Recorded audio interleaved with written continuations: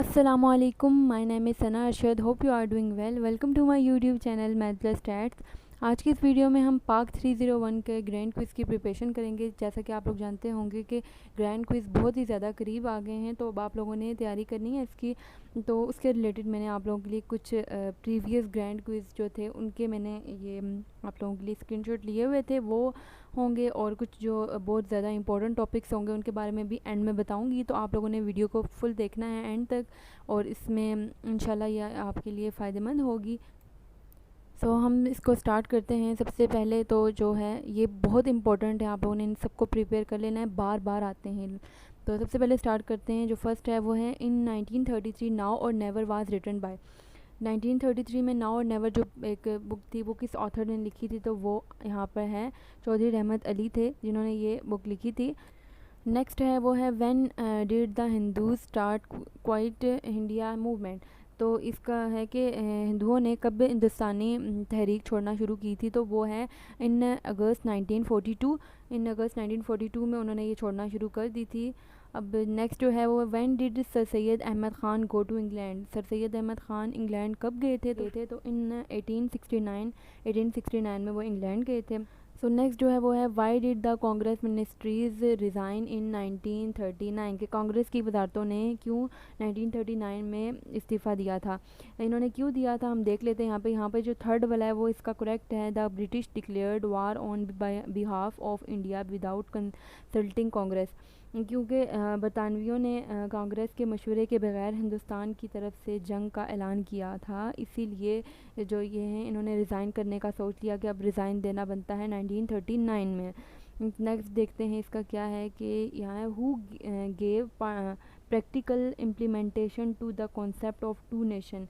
कि किसने दो ममालिक की तस्वर की अमल जामा पहनाया था, यानी कि किसने कहा था कि टू नेशन थ्योरी इम्प्लीमेंट इस पर करना चाहिए, तो वो थे सर सैयद अहमद ख़ान जिन्होंने कहा था कि टू नेशन थ्योरी पर अमल दरामद होना चाहिए, और इसका तस्वर किया था किसने, सर सैयद अहमद ख़ान ने। नेक्स्ट देखते हैं who became the chief minister of NWFP after the elections of 1945 to 46। इसमें उन्होंने कहा है कि कौन चीफ मिनिस्टर बने थे इलेक्शन 1945 से 46 तक जो इलेक्शन हुए थे उसके बाद कौन बने थे चीफ मिनिस्टर, तो डॉक्टर अब्दुल सत्तार खान जो थे वो बने थे। करेक्ट है इसका ये। तो अब नेक्स्ट देखते हैं who did move the resolution in Delhi convention for uh separate state. तो इसमें इन्होंने कहा है कि किसने अलहदा रियासत के लिए दिल्ली कन्वेंशन में करारदाद मुंतकिल की थी, तो वो कौन थे, मौलाना अब्दुल कलाम आज़ाद थे जिन्होंने अलहदा रियासत के लिए दिल्ली कन्वेंशन में करारदाद मुंतकिल की थी। नेक्स्ट स्टार्ट करते हैं। नेक्स्ट ये है कि who took the revenge of Jallianwala Bagh incident by killing the governor Punjab sir Michael O'Dwyer. तो इन्होंने इसमें ये कह रहे हैं कि किसने जलियांवाला बाग का वाक़या का बदला हुकूमती पंजाब को कत्ल करके लिया था, वो कौन थी, वो किसने किया था, तो वो थे राम मोहम्मद आज़ाद सिंध जिन्होंने क्या किया था कि हम हुकूमती पंजाब को कत्ल करके बदला लिया था जालियांवाला का। नेक्स्ट है who is said to be the pioneer of the two nation theory. कि इसमें ये कहा गया है कि जो कौमी नज़रिया का अलमदार किसको कहा जाता है, तो टू नेशन थ्योरी का अलमदार कौन था, वो थे अल्लामा इकबाल। ठीक, अब नेक्स्ट जो है वो देखते हैं what Iqbal expressed in his letters to Jinnah from May 1936 to November 1937। तो जो जिना को लेटर्स इकबाल ने एक्सप्रेस किए थे वो क्या थे कि उन्होंने कहा था he talked of a separate federation of Muslim provinces. उन्होंने कहा था कि मुस्लिम सूबों की एक अलहदा फेडरेशन बननी चाहिए, तो ये उन्होंने इकबाल ने कहा था। नेक्स्ट है what Iqbal expressed in his letters to Jinnah from May 1936 to November 1937। तो इकबाल ने क्या एक्सप्रेस किया था, इकबाल ने क्या कहा था, इनमें से ये इसका करेक्ट फोर्थ है कि he talked of a separate federation of Muslim provinces. के जो इकबाल ने उन्होंने बात की थी कि मुस्लिम सूबों की एक अलहदा फेडरेशन होनी चाहिए। अब नेक्स्ट देखते हैं who did move the resolution in Delhi convention for a separate state. तो वो थे मौलाना अब्दुल कलाम आज़ाद थे, ठीक है, जिन्होंने दिल्ली कन्वेंशन की सेपरेट स्टेट के लिए कहा था। नेक्स्ट है the magazine Comrade and Hamdard were written by. कि ये किसने लिखी थी, मौलाना मोहम्मद अली जौहर ने ये लिखी थी मैगज़ीन। अब नेक्स्ट देखते हैं who move the resolution at the annual session of Muslim League at Lahore on 23 March 1940। तो किसने 23 मार्च 1940 को लाहौर में मुस्लिम लीग के सालाना इजलास में करारदाद मुंतकिल की थी? तो वो थे मौलवी फजलुल हक थे, ठीक है। ये सेकंड जो है इसका करेक्ट है। देखते हैं which political party formed its government in NWFP after the election of 1945 to 46। अब ये रिपीटेड है, तो कई बार ऐसे होता है कि ग्रैंड क्विज़ में ना रिपीट हो जाते हैं क्विज़। तो फ़ायदा ये होता है कि अक्सर औक़ात कुछ को एक आता होता है तो 2-3 रिपीटेड हो जाते हैं तो वो भी सही हो जाते हैं। और कुछ नुकसान भी है कि अगर एक का वो सही नहीं है तो दो रिपीट हो के आए होते हैं वो भी गलत हो जाते हैं। तो आप लोगों ने ध्यान से तैयारी करनी है। तो अब ये रिपीट हुआ है, इसमें Muslim League with the support of Unionist Party, तो ये इसका ये वाला करेक्ट आंसर है।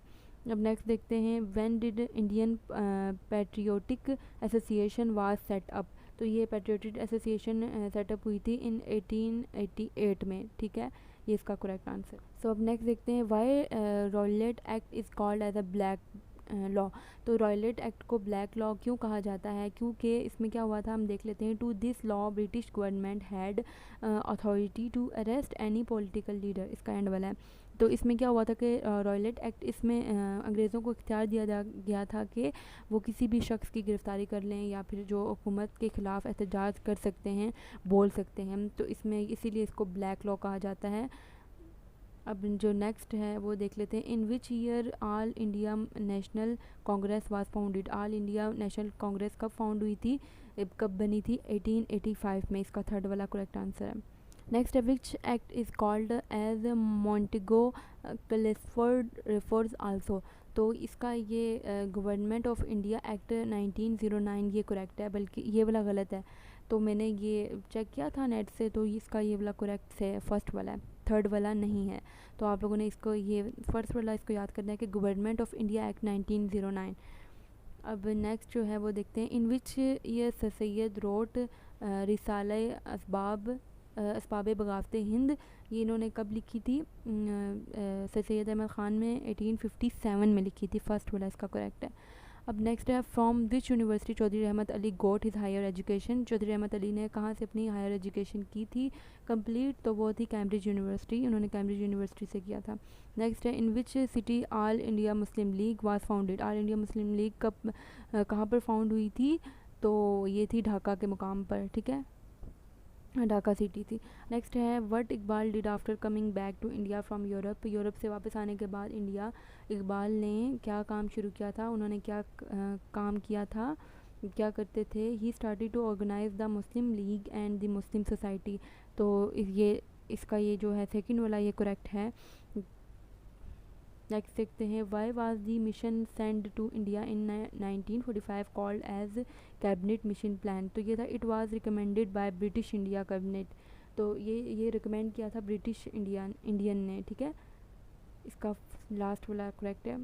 सो नेक्स्ट है on which issue Jinnah opposed and left the Congress in 1920 में जिन्ना ने क्यों लेफ्ट किया था कांग्रेस को? तो वो था on the issue of non cooperation, के वो जो थे कांग्रेस थे वो कोऑपरेट नहीं कर रहे थे, कोऑपरेशन नहीं थी, तो इसीलिए जिन्ना ने क्या किया था कि लेफ़्ट कर दिया था, वहाँ से लेफ़्ट हो गए थे। सो नेक्स्ट है why did Muslim League observe direct action day on August 16 to 1946। तो इसका जो करेक्ट है कि मुस्लिम लीग जो थी ऑब्ज़र्व उसने कब किया था ये डायरेक्ट एक्शन डे? तो वो कब क्यों किया था? क्योंकि अगेंस्ट द ब्रिटिश, सेकंड वाला इसका करेक्ट है, against the British policy of injustice toward the Muslim के साथ इनजस्टिस हो रहा था, यानी जस्टिस नहीं थे, तो ब्रिटिश के अगेंस्ट हुआ था ये डायरेक्ट एक्शन डे हुआ था। तो अब नेक्स्ट है when was the Cripps mission send to India by the British government. तो क्रिप्स मिशन कब सेंड हुआ था? ये हुआ था इन मार्च 1942 में हुआ था। नेक्स्ट है what was the main objective of the Hindu revivalist movement in India. तो वो revivalist of Hinduism and purity of the days of Vedas. So next देखते हैं who was called as the ambassador of Hindu Muslim unity. तो इसके थे कायद आज़म मोहम्मद अली जिन्ना जो थे वो थे एम्बेसडर। अब नेक्स्ट देखते हैं who use the word nation for the Muslims for of subcontinent for the first time. तो नेशन वर्ड जो था ये किसने ये इंट्रोड्यूस कराया था सब कॉन्टिनेंट के लिए फ़र्स्ट टाइम, तो वो था सर सैयद अहमद ख़ान। नेक्स्ट देखते हैं who was the head of Nehru report committee. तो नेहरू रिपोर्ट कमेटी का जो हेड थे वो थे मोतीलाल नेहरू थे। ओके, नेक्स्ट है when the title of sir was conferred to Allama Iqbal. Sir का टाइटल इलामा इकबाल को कब दिया गया? इन 1922 में। सेकंड अब है why did Quaid-e-Azam launch direct action day in August 16 1946। देखें अब ये थोड़ा रिपीट है, एक जैसा ही है वैसा है। तो ये कह रहे हैं कि कायद-ए-आज़म मोहम्मद अली जिन्ना ने कब लॉन्च किया था डायरेक्ट एक्शन डे, क्यों किया था? To get support from the message for party membership. Third इसका करेक्ट है। अब नेक्स्ट है what Iqbal did after coming back to India from Europe. तो ये वही है। तो इसमें भी जो है सेकंड वाला इसका करेक्ट है, he started to organise the Muslim League and the Muslim society. तो इसका जो सेकंड वाला है वो करेक्ट है। अब जो नेक्स्ट है व्हेन डिड इंडियन, आप लोग इसको करेक्ट देख भी लीजिएगा एक बार, कंफर्म कर दीजिएगा। वैसे तो सेकंड ही करेक्ट लग रहा है मुझे। अब नेक्स्ट देखते हैं when did India patriotic association was setup.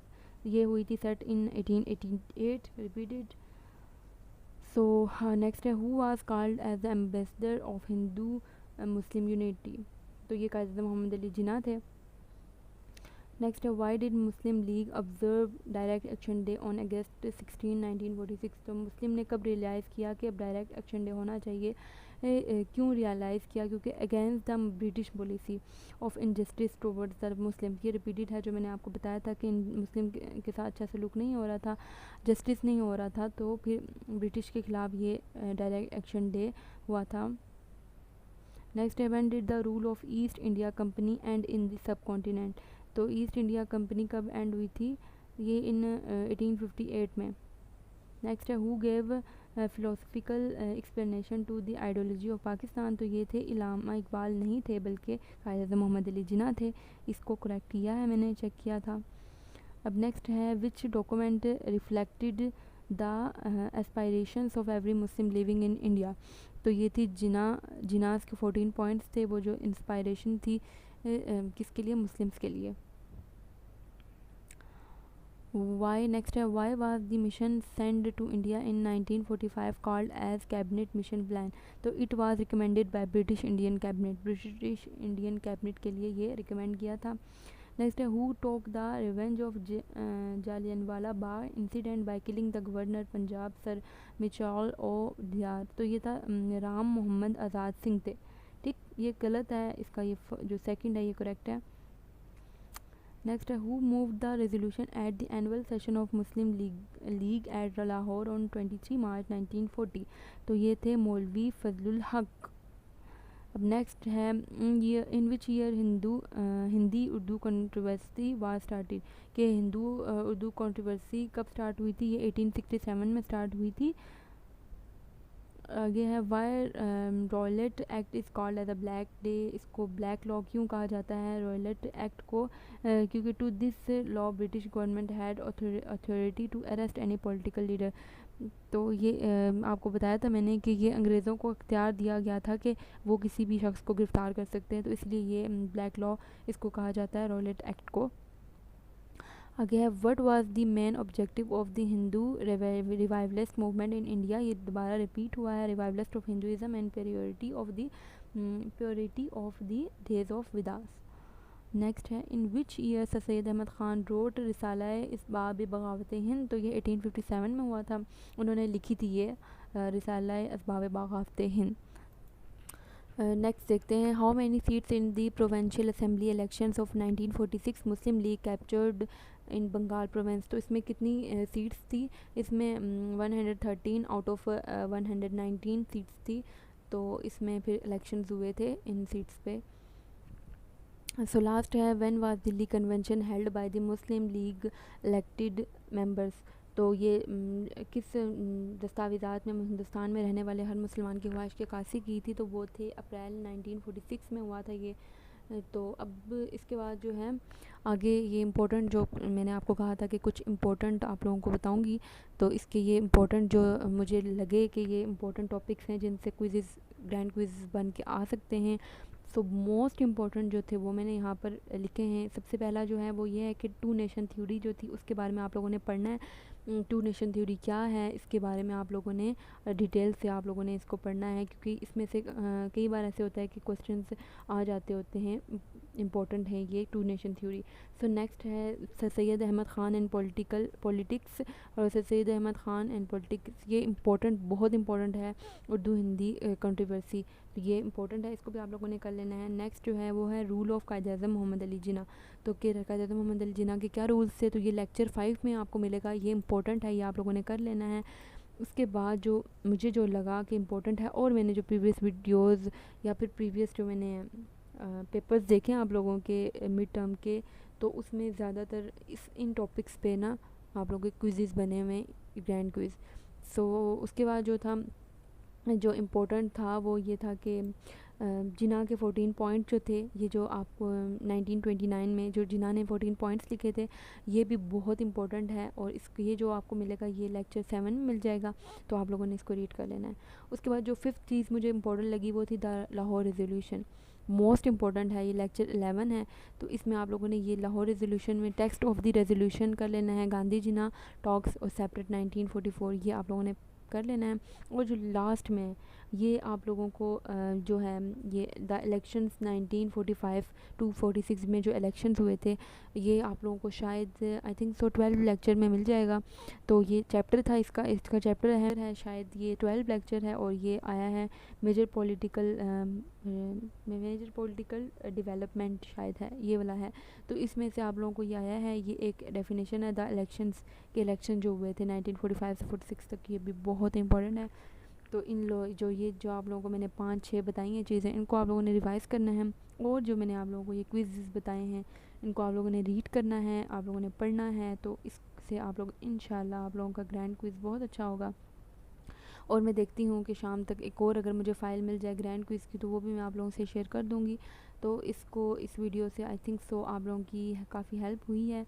तो अगर आप लोगों की हेल्प हुई है तो आप लोगों ने क्या करना है कि पता है आप लोगों को लाइक करना है, कमेंट करने हैं मुझे, और अगर कोई कन्फ्यूजन है या फिर अगर कोई क्विज़ ऐसा है कि जो गलत है, यहाँ पे बाय मिस्टेक गलत हो गया, तो आप लोगों ने वो कमेंट में बता लेना है, ताकि बाकी जो स्टूडेंट्स हैं उनकी हेल्प हो जाए।